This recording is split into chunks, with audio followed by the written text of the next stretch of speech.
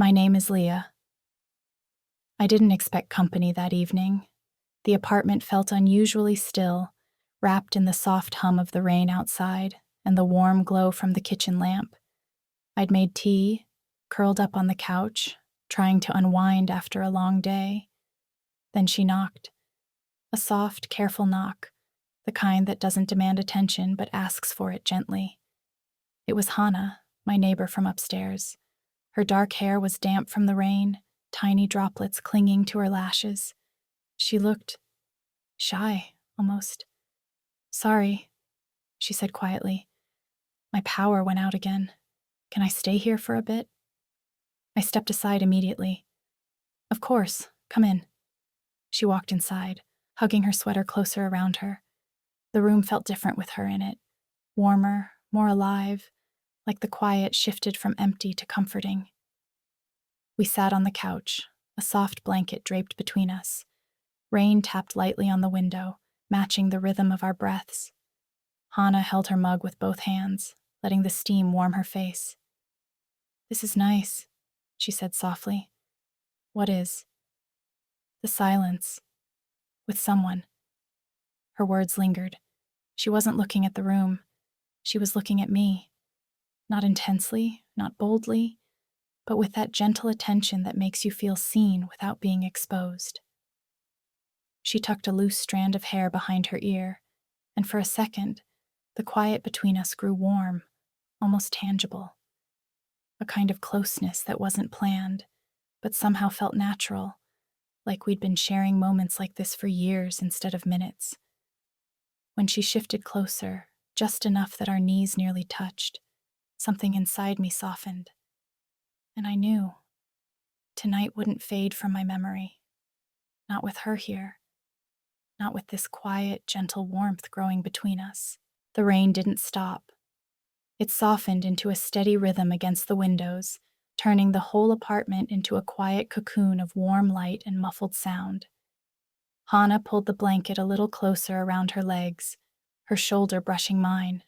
Barely, but enough for me to feel the warmth through the fabric. She sighed softly. "I didn't mean to interrupt your evening." "You didn't," I said. "Honestly, I'm glad you came." Her lips curved into a small, shy smile, the kind that shifts something inside your chest without warning. We talked. Not about anything important, just small things. The weather, her work, the strange noises the old building made at night.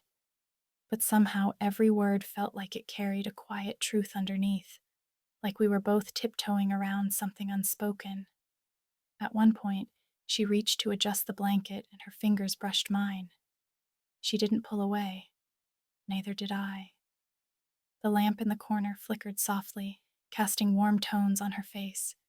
She looked different in that light, softer, more vulnerable.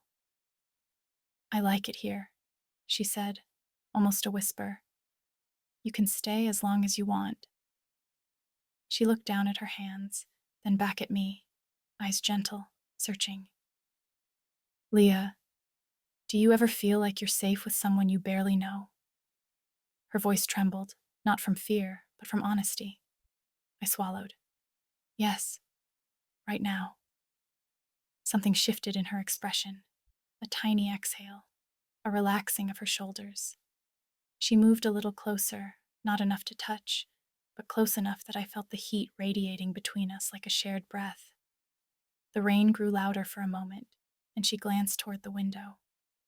"When the lights went out upstairs, I didn't know where to go," she said, "but my feet brought me here without thinking." "Maybe that means something," I murmured. Her gaze lingered on me, steady, soft, open in a way that made my heart slow down. For a few silent seconds, we just looked at each other, the warm light painting gold across her skin.